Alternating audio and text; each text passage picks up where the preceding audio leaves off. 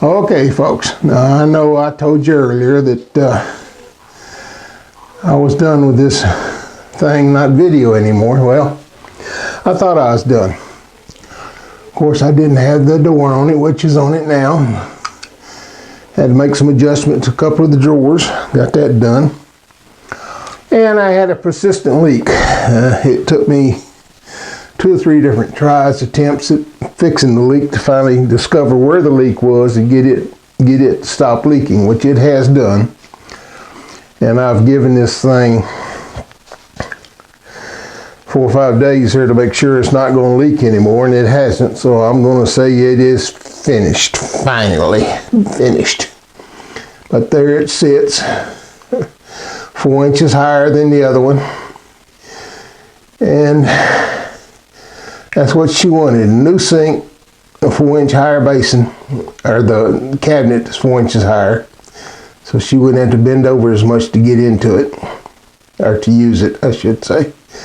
Plus a little bit of extra, the paneling on the walls, as you can see here.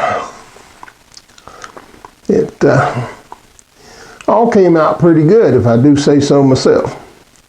Didn't think for a moment that it was going to take the time it took, but hey, all good things take time. But it's now finished. I'm done in here. This will be the last you will see of this. There won't be any more. And we will continue in the garage. Be back with you in a moment. Do testing. Okay, guys, here we are in the garage, and you remember these boxes that I got months and months and months ago? Been sitting here all this time.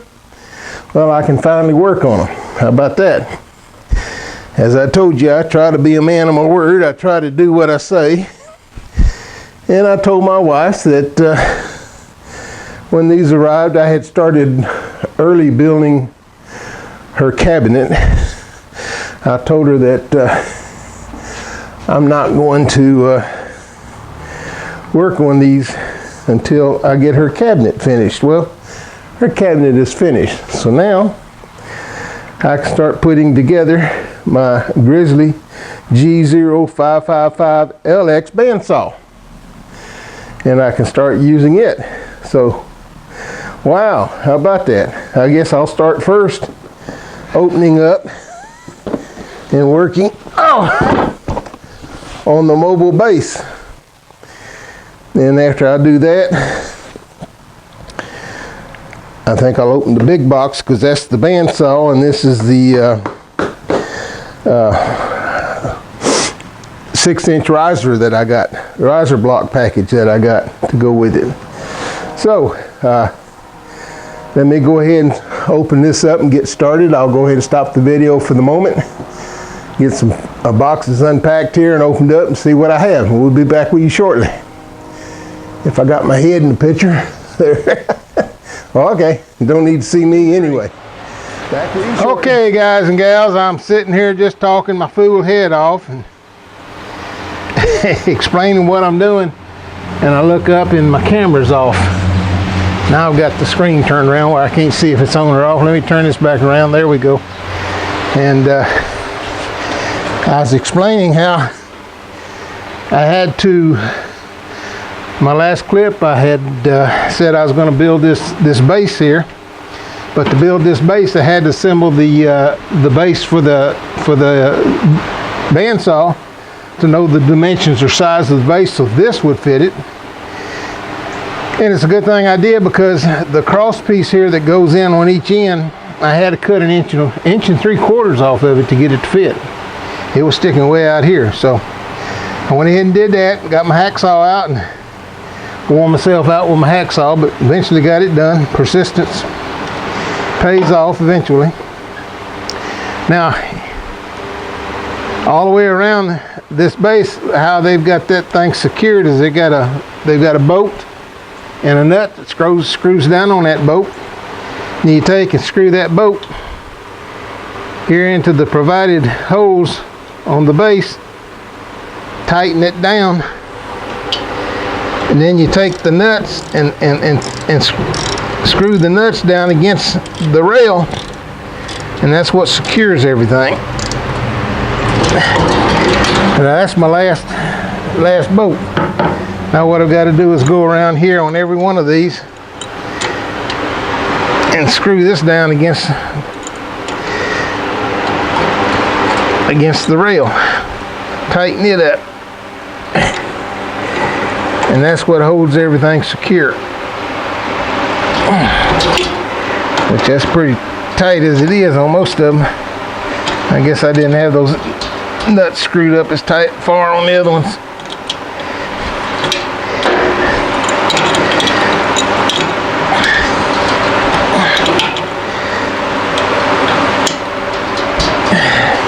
All right, what I'm going to do is go ahead and finish this up. I'll do it off camera. There's no sense in you watching me grunting and groaning. Now I'll get this thing back down on the floor where it belongs. And back here behind me, you can see on the floor is the bandsaw itself in its styrofoam packing. I'll need to get it out of that, get it up on this, and we'll be that much closer to getting this thing done. So we'll be back with you shortly.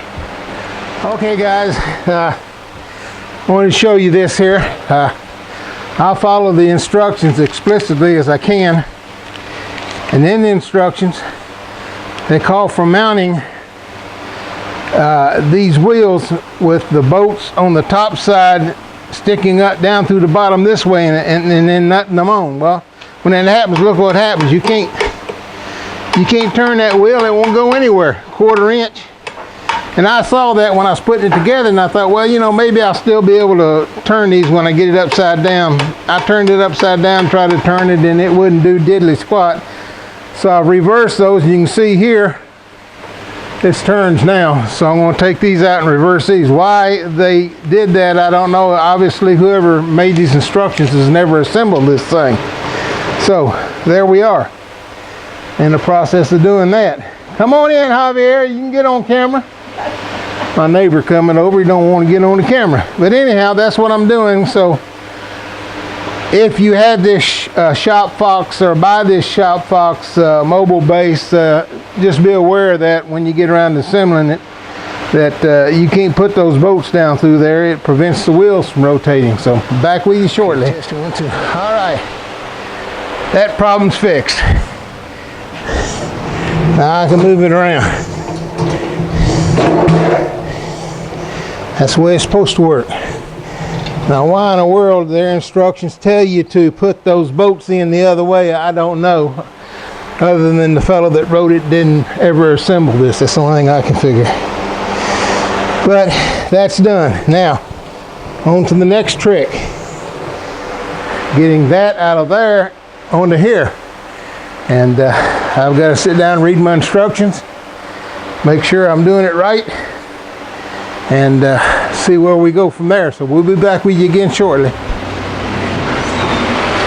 Well folks, there it is. You can kind of move it back here where we can see it.